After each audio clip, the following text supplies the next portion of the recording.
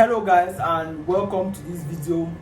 So in this video I want to actually talk about the upcoming 2023 elections in Nigeria, and specifically I want to talk about Peter Obi supporters, and I want to tell you, Peter Obi supporters, what you must do in preparation for the upcoming elections. First of all, I want to tell you that about 90 to 99% of the work has been done already. Peter Obi has gone to campaign in, I think, the 36 states, including the Federal Capital Territory. He has campaigned everywhere. He has made himself available to the media for screening. He has talked, he has tweeted, he has used social media, he has used the actual media. He has gone to campaign. He started campaigning after PDP, but he has finished before PDP, I think. I don't think PDP has finished their own campaign yet. So he has gone around the country. He has done town hall meetings, he has done student meetings, he has seen the traditional rulers, he has done everything humanly possible. I don't think there's anything extra he could do. He has tried his best, you understand? He has done everything he could do. You can't kill yourself. There's only so much you can do. If you're not trying to bribe your way through the elections like some other candidates who are trying to bribe their way through the elections, they have not made themselves available to the media, they have not made themselves available for screening debates, they have not made themselves available for anything, but they want to sneak their way through the presidency. It doesn't happen anywhere in the world. It doesn't happen anywhere in the world. You can look at elections. I've been following politics for years in different countries, and it's out of this experience that I want to advise you guys. So you don't do that in any country. You have to make yourself available for screening. Even if people hate you, if you guys know anything about American politics, you know American politics is very strong politics because their politics is ingrained with ideologies. You have the Republicans and you have the Democrats. During election period, the Republicans make themselves available to Democrat media, some of the Democrat media actually hates them. You understand? And vice versa. So even if you feel like the media hates you, you're not campaigning to the media. If you give the excuse that the media are against you, so you don't want to attend debates because the media are biased, you're not making yourself available to the media, you're making yourself available to the Nigerian people, and you're just using the media as a tool. So regardless of what you think about the media, you're still supposed to make yourself available to talk to the Nigerian people, not through proxies, but yourself. You understand? So like I was saying, Peter Obi has done all this and he has made himself available for screening. He has talked, he has given out his agenda. He can't kill himself. If all this hard work can't lead to victory, then he was not meant to win in the first place. But you can't say there was something he ought to have done that he has not done. He has done everything possible. So secondly, let nobody tell you that Nigeria is a two-party system. Nigeria is not a two-party system. Nigeria's democracy is too young for it to be a two-party system at this time. It took America a very, very long time to have a two-party system, a strong two-party system. It took them a very long time. Nigeria's democracy is still a child. You understand? So Nigeria can't be a two-party system. There are no main parties in Nigeria at the moment. APC is just 8 years old, isn't it? APC is just 8 years old. So when people talk about the race only between APC and PDP, it's kind of very strange because APC is just 8 years old. How can you say a party that is 8 years old is the only main party or is one of the two main parties? It doesn't make any sense. If APC was, let's say, at least 50 years old and PDP was, let's say, 50 years old, you can say, okay, the election is between APC and PDP. But these two parties are relatively young if you want to compare them to other democracies of the world. So Nigeria is not a two-party system. You understand? The same media hype it took to build APC and make them have a stand in this country, that's the same media hype it took Peter Obi as to lay the foundation of his party, and it was even more than the hype APC got. You all know this same way Labour Party is being promoted on social media is relatively the same, almost the same way, but just higher, like how APC was being promoted. So Labour Party is as big of a party as the other two parties. at this moment, at this time. The only difference is the difference in monetary terms, because most people in Labour Party are people who work hard for their money, people who have earned their money the right way, so they don't have free cash to be spending like that. Most of the people in these other parties are people who have stolen money from the masses, who have stolen money, their career politicians, so they don't have any problems spraying the money around. They don't have any problem spending the money recklessly when it comes to elections and when it comes to promoting their party. So the only difference between Labour Party and the other main parties is money. Labour Party doesn't have money compared to these other parties. That's the only difference. But when you talk of national stand, Labour Party is just as big of a party as the other parties, because Nigerian democracy is too young. These other parties are very young as well. You understand? So Labour Party is as big of a party as any other party, any other big party in Nigeria. So like I was saying at the start, Peter Obi has done his best. There's nothing more he can do than organizing some more media appearances, telling his goal to Nigerians, and it's left for Nigerians to choose who they want. The other people haven't even made themselves clear. They haven't even told Nigerians what they have to offer. At least I didn't like Atiku's campaign. You understand? I'm a supporter of Peter Obi, so I'm not trying to act like I'm a neutral person, but I have a lot of political experience, so I'm kind of like talking in a neutral stance, but I'm a supporter of Peter Obi. But with that being said, I even prefer Atiku's approach, because at least when he goes to rallies, he even tries to talk, even though he has not made himself that available to the media, but at least he talks. He doesn't spend time talking about other candidates. He tries to say what he wants to say, even if you can say that lies, but at least he's telling the people what he wants to do. So if my candidate doesn't win, which happens in politics, your candidate might lose. And let me warn you guys ahead of time, political heartbreak is almost worse than relationship heartbreak. So those of you putting your emotions into all these things, this election process, you have to be very careful, because if your candidate loses, it's going to hurt you really bad. So I just said that to say, if Atiku wins, I'm not really going to be too angry. I'm not going to be angry at all. If my candidate loses, obviously I'll be angry because my candidate lost. But at least if Atiku wins, I'll say, okay, this guy actually tried to work hard. He tried to even talk his way into the presidency. Whether he was giving fake promises, who knows? But at least he even tried. He campaigns, he talks well. For me, Atiku is even the most articulate, in my opinion, because I think Peter Obi is not that good of an orator. Yes, he talks with conviction and some kind of stuff, but he's not that good at explaining what he wants to do clearly. To me, if you compare all of these candidates, all of the major candidates, the person who can sometimes explain what he wants to do, even though he might be lying, is Atiku. And I think Atiku is more articulate than them. But if you want to bring in their vice presidential candidates and everything, I think Dati Baba Ahmed is the most articulate. That's if you want to bring in both the presidential candidates and their vice presidential candidates, I think Dati Baba Ahmed is the most articulate out of all of them, including the presidential candidates themselves. So I think Atiku has even tried, because he doesn't spend time talking about other people. He just comes for his rallies and says what he plans to do. He might be lying, who knows, but at least he says them. So that's it. Now I want to tell you how to prepare for the election. Going into the election, we have about 12 days left. At the time I was making this video, I think there are about 12 days left to the election, and in these remaining 12 days you have to play defensive. I want all Peter Obi supporters to play defensive. You know, I understand when people complain that Peter Obi supporters insult too much, that Peter Obi supporters insult people and bully people online, and I understand, and this is very normal, because politics, especially people who haven't been hurt in politics before, people who haven't been following politics comes with a lot of emotions.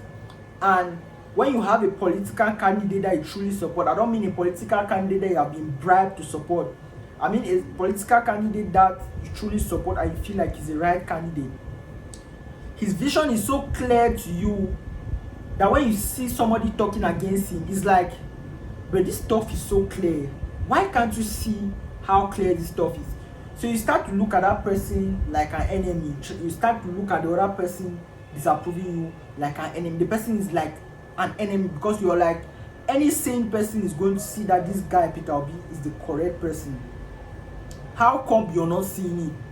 But politics doesn't actually work like that. People have different perspectives and different lenses they see things through. I had to learn this the hard way.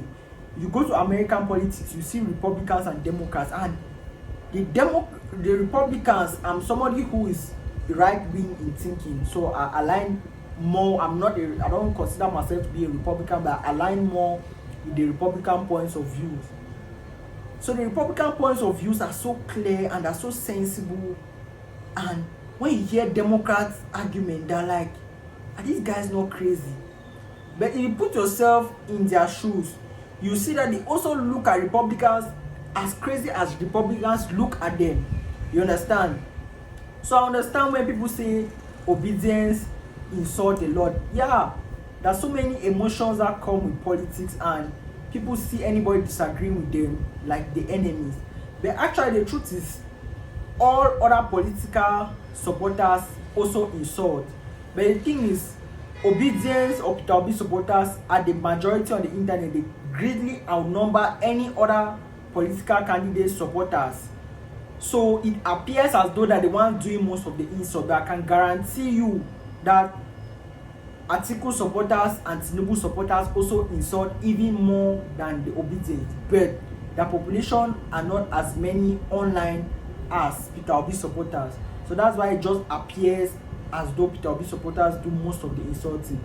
But that's not the case. So do Peter Obi supporters insult? Absolutely yes. And so do other people insult. So do other candidate supporters insult. Tinubu supporters insult and Peter Obi supporters insult. Is it good? No, it's not a good idea. It's not something that should be done, but that's politics for you. Politics comes with a lot of emotions, and that's how people pour their anger.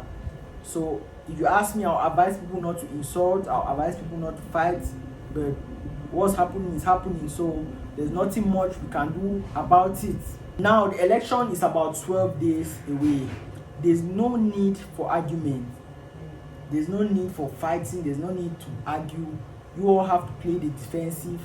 Anybody that tells you your Peter Obi is not going to win, why should you argue when the election is just in about 12 days time or in about 2 weeks time? Why should you argue?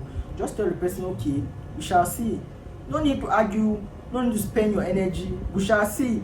Election is in 12 days time. If my candidate wins, he wins. If he loses, he loses. No need to argue. The only time you should invest yourself in doing too much is just to defend your candidate. If propaganda comes against your candidate, Peter Obi, then you can say, okay, no, this is a lie. You're lying. This is the truth. You present the fact and you present the truth. All this argument people have been doing before, trying to say Peter Obi will win, not is good. There's no need for that. Election is in 12 days time. Anybody that tells your candidate is not going to win, tell him we shall see. Election is in 12 days time, and that's it. You end there. Stop trying too much. Stop trying hard.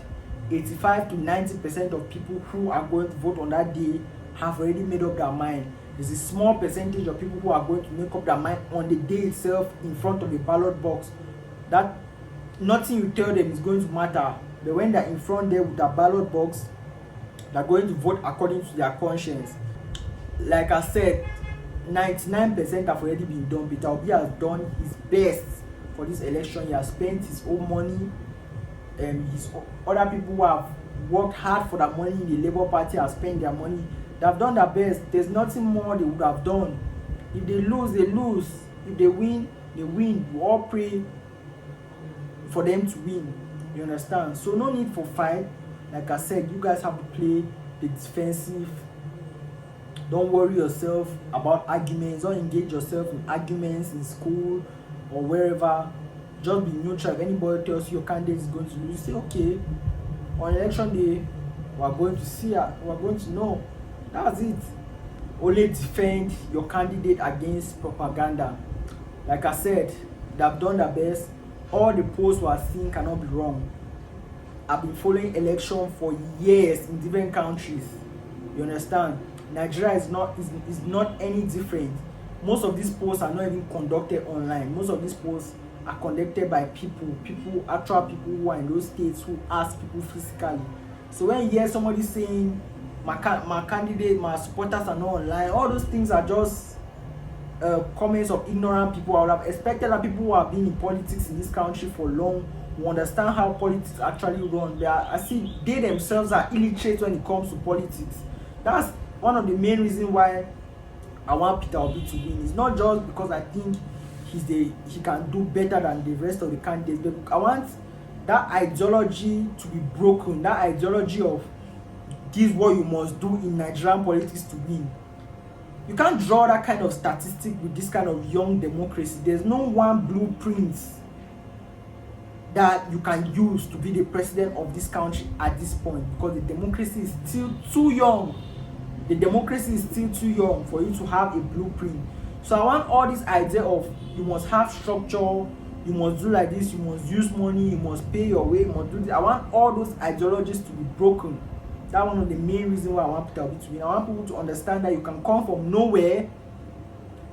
If you have some kind of track record, you can come from nowhere, join any party and win the election. It's possible. If Donald Trump was able to win the 2016 election in America, when the whole world thought it was not possible, everybody knew it was impossible for Trump to win.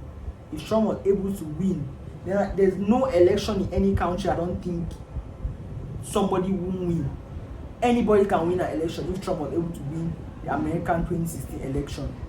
So all the polls cannot be wrong. Like I said, I've seen different polls, I've seen physical polls, I've seen all kinds of polls, and it shows that Peter Obi is going to win. It might be a tight election, but it shows that he's going to win if people come out and vote. So you, if you're a Peter Obi supporter, just do your due diligence. Go out there, go and cast your vote, and leave the rest to God. If he loses, he loses. If he wins, we can celebrate. If he loses, at least for me, if Atiku wins, I'll be okay. At least, even though I feel Atiku is not the best candidate, I think he's going to try. My main problem with the other candidate is that I feel like he's not healthy. Not that he's old. I don't think he's that old as people say he is. I just feel like he's not healthy. So he's going to be a kind of president that gives orders, step, go and do this, and they will not do it because they know he's not going to check. But at least Atiku is still strong. He looks healthy for me for his age. He's a person that can go and check some things. You know, the system is very corrupt. If you're not a president that is active, that can actually go to site to go and inspect the work for yourselves, people will be telling you lies. You give orders they won't do. So that's my main problem with the other candidate, in addition to why he's not making himself available and many other things. But that's my main issue with him. I feel like he's not healthy enough and he's not going to be able to monitor things. But I feel like Atiku may not be the best candidate, but he's going to try, and at least he has the strength to move around from place to place. But my choice is Peter Obi. So you guys, I hope you have your PVC. Make yourself available on that day. Whatever the case, go out and vote. And if he wins, then we'll have cause to celebrate. If he doesn't win, we'll have been alive in this country for the past 8 years. All the hardship and everything. You have not died, you're still alive. If he loses, just know your candidate tried his best, he did his best, and he lost, meaning he was not destined to win. You move on with your life. So all the people who voted for him, the other person that wins, if the person does not do well, we are all going to suffer. The suffering will not be partitioned to some specific people. Everybody is going to suffer the consequences. So, like I said, do your due diligence, go out there and vote, leave the rest to God. And that's it, guys. So take good care of yourself, and if I have any other thoughts on the upcoming election, I'm going to relate it with you guys. So take good care of yourself and have a nice day.